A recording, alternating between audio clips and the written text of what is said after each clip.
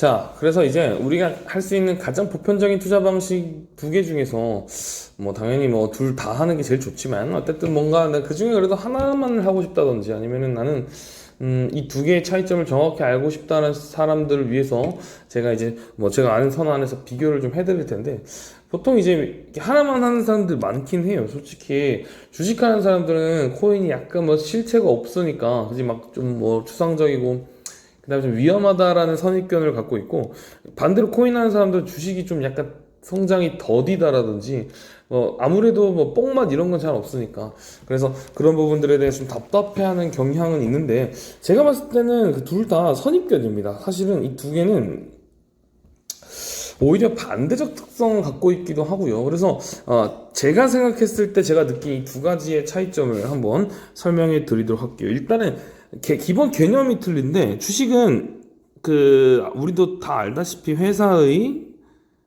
지분이죠, 지분.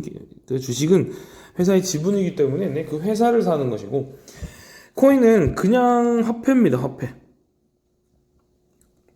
그래서 이게 엄청난 차이를 주는 거야. 왜냐면은 화폐라는 것은 지분이랑은 좀 다르게 어떤 특정한 기업이나 특정한 국가의 어떤 흥망성쇠에 따라서 이렇게 막 그 가치가 막 요동치진 않는단 말이지. 예를 들어서 내가 산 그 회사의 주식이 오르려면 이 회사의 실적이 올라야 돼요. 그지? 또는 앞으로 실적이 오를 거라는 전망이 있어야 되지. 그러면 그 회사가 막 일을 잘하고 돈을 많이 벌고 그 다음에 매출이 막 오르면 내 주식도 이렇게 쭉쭉쭉 오른단 말이야. 회사의 상승과 동반해서. 하지만 이 코인은 그렇지 않죠. 일단 기본적으로 어떤 화폐라는 건 원래 그렇지 않아. 우리나라의 경제력이 막 올라가면 우리나라 화폐 가치가 막 오르나? 오히려 반대로 떨어집니다, 여러분.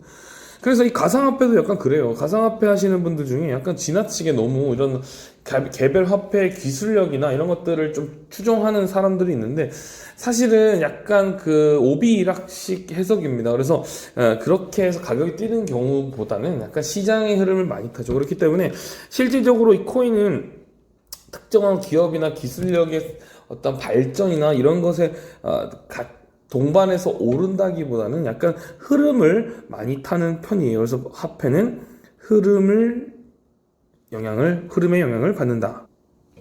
자, 그럼 개략적인 주식과 코인은 이런 것이다. 뭐 개략적 설명은 듣고 그렇다면 우리가 가장 크게 알고 있는 선입견들에 대해서 한번 짚어보도록 할게요. 일단 제일 먼저 위험성입니다. 이게 제일 아마 궁금하지. 보편적으로 우리 이렇게 생각하거든. 코인은 위험하다. 그리고 주식은 코인에 비해서는 조금 안전하다라는 인식이 있습니다. 반은 맞고 반은 틀리다라고 말해 볼 수가 있습니다. 왜냐면은 일단 안전한 측면에서 보면은 주식이 안전한 거는 일단 거래소가 안전해요. 무슨 말이냐면 우리가 일반적으로 주식을 사고 팔 때 HTS라는 어떤 매체 그 HTS 시스템을 이용하지만 실질적으로 우리의 주식이 거래되는 거는 일반적으로 두 개입니다. 하나는 거래소 쪽 측면을 한번 볼게. 거래소는 안전하긴 해요. 한국 거래소 아니면은 미국 거래소입니다. 미국 거래소. 미국 거래소 사실은 정확히 말하면 뉴욕 거래소죠. 어쨌든 간에 이 두 개의 거래소 안에서 다 이루어지는데 우리가 수많은 HTS들을 각각 개별적으로 사용하는 거야, 그냥. 홈 트레이딩 시스템들을 각각 다른 회사 거를 쓰는 거야. 뭔가 미래에셋이나 또 키움이나 KB나 이런 것들을 각각 다른 거를 사용할 뿐이지 거래는 다 여기서 이루어지지. 그렇기 때문에 실질적으로 내가 키움에서 삼성전자를 사든 아니면은 그 KB에서 삼성전자를 사든 어쨌든 같은 가격에 사게 되고 내 주식은 마찬가지로 하나의 거래소만 거래가 되고요. 그리고 이 거래소는 일반적으로 금융감독위원회 금감원의 감시라기보다는 보호를 받고 있기 때문에 비교적 안정적인 내 거래를 진행할 수가 있습니다. 근데 코인은 거래소가 각각 개별적이에요, 사실은. 무슨 말이냐면 어쨌든 간에 이 HTS들이 다양하긴 해도 하나의 거래소에서 진행되는 게 주식이라면 이 코인은 거래소가 다 개별적입니다. 대표적인 게 여러분 뭐 있어? 업비트, 거래소야 이거. 빗썸, 또 뭐 있어? 바이낸스, 코인베이스, 코인원 등등등 얼마나 많아? 수백 개의 거래소가 있단 말이지. 그러니까 이 거래소는 다 각각 개별적이야. 그러니까 만약에 업비트에서 산 비트코인을 빗썸에서 팔기 위해서는 지갑 이동을 통해서 빗썸을 또 옮겨줘서 거기서 거래를 하는 거기 때문에 각각 거래소마다 가격이 조금씩 다릅니다. 이해 가시죠?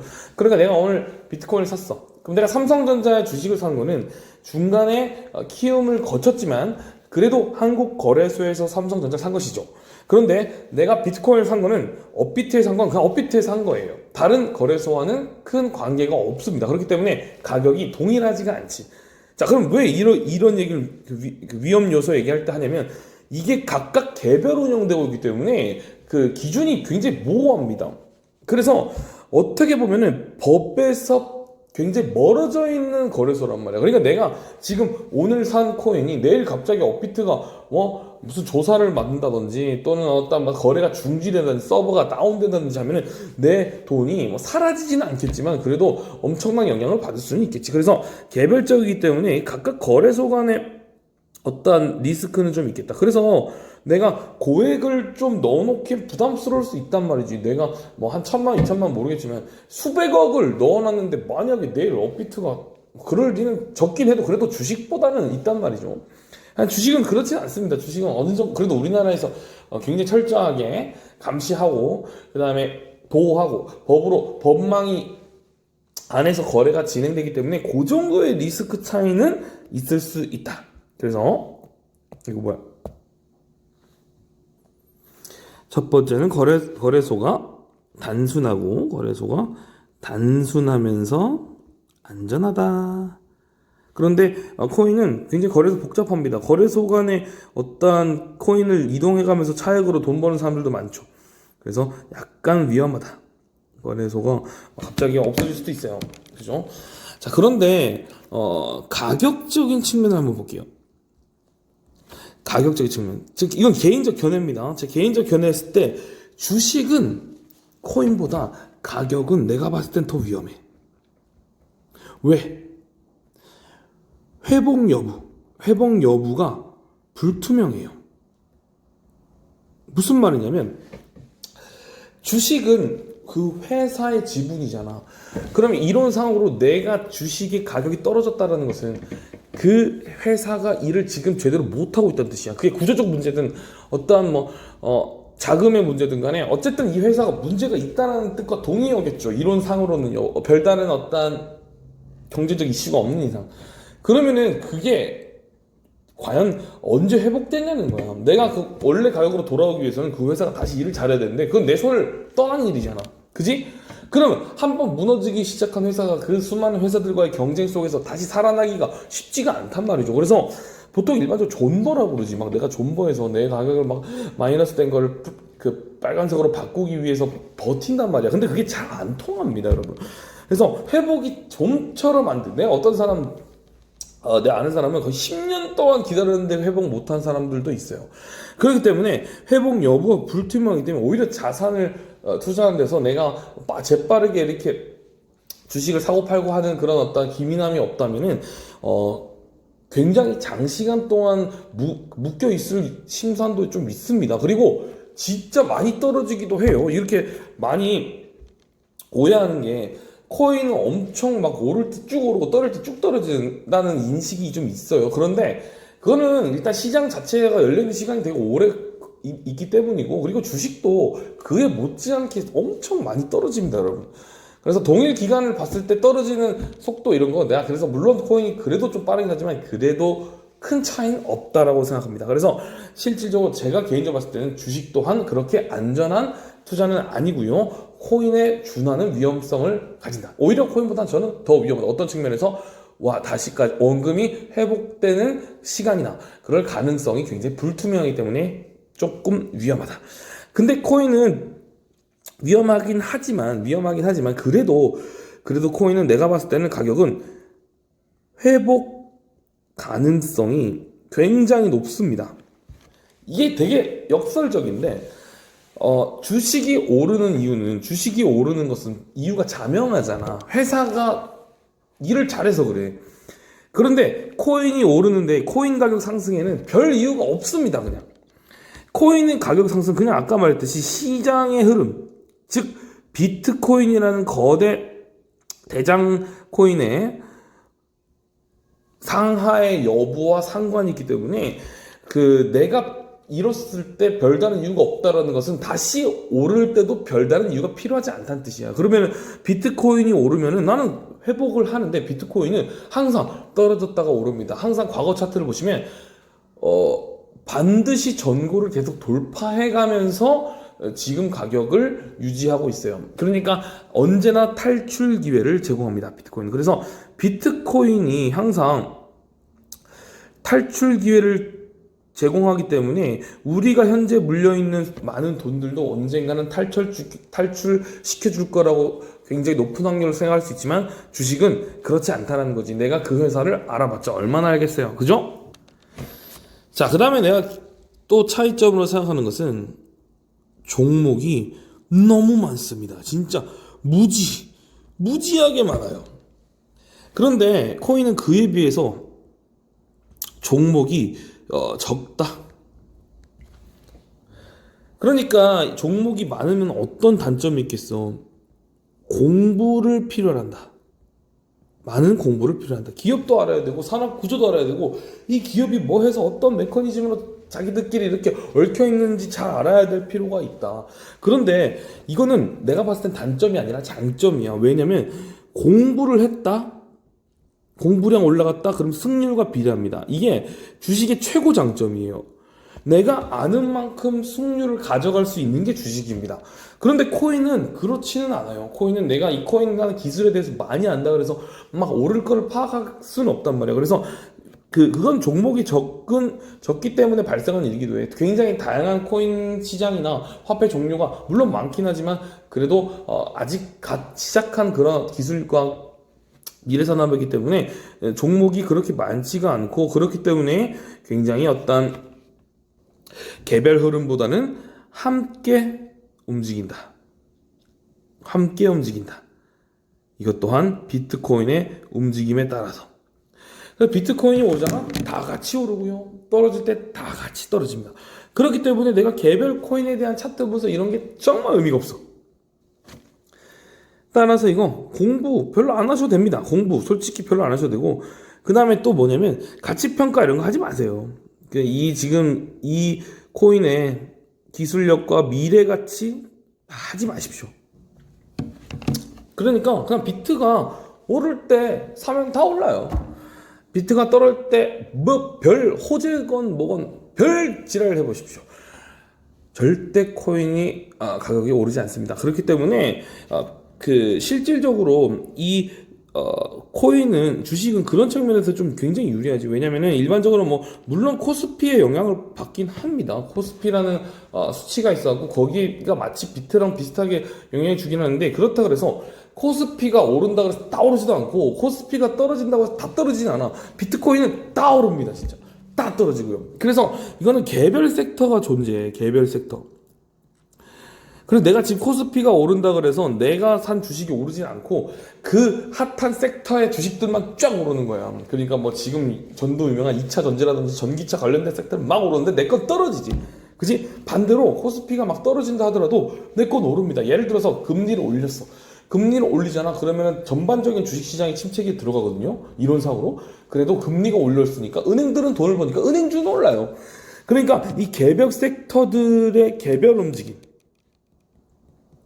움직임이 있기 때문에 내가 시장 상황에 그렇게 심하게 비트코인만큼 구애받지 않고 지속적인 투자를 할 수 있는 장점이 있습니다. 그리고 거래 시간, 이것도 엄청난 차이인데, 거래 시간은 거래 가능 시간이지, 주식은요 하루에 정해져 있다. 제한적. 하루에 3시 반이면 끝이에요. 제한적이고, 그리고 또 상한선, 하한선 이런 게 있다. 그래서 어떤 장점이 있냐면 일단 뭐 상한선이 있으니까 내가 오르는 것도 제한이 있지만 하한선 때문에 막 완전 그렇게 하루에 30% 떨어지면 개떡락이긴 하니까 뭐 사실은 하한선 내가 봤을 때 큰 의미는 없고 뭐 어쨌든 간에 그래도 제일 의미 있는 건 어떤 거래 시간이 제한돼 있다는 거. 이거 왜 의미 있냐면요 여러분, 내가 쉴 수 있다. 예스. 이거 정말 중요한 겁니다. 이거 여러분 투자를 본격적으로 한다면 이거 기본적으로 내가 그 장이 마감된 시간 또는 주말 이럴 때는 아무 생각 없이 그냥 거기 눈을 거기서 뗄 수가 있고, 그 다음에 약간 숨 고르는 시간이 가능하지. 뭐 공부를 한다든지 또는 뭐 또 기사를 찾아본다 하는 게 가능하지. 하지만 이 코인은요, 거래 시간 경악입니다. 이거 거래 시간이 연중무휴 N 24시간 편의점이야 씨. 그래서 이게 제일 큰 문제야. 왜? 일단 피폐해집니다. 사람이 피폐해진다. 뒤집니다 이거 진짜. 와, 그리고 막 수면 시간 줄어들고 눈 다크서클 생기고 장난 아니에요. 거기다가 무슨 문제? 무슨 리스크? 슬립. 나 잘 때 수많은 일들이 생기지. 내가 자고 있는 동안 어마무시한 일이 생겨. 내가 자고 일어났는데 자산이 2배 된 적도 있고, 자고 일어났는데 반토막이 된 적도 많습니다, 여러분.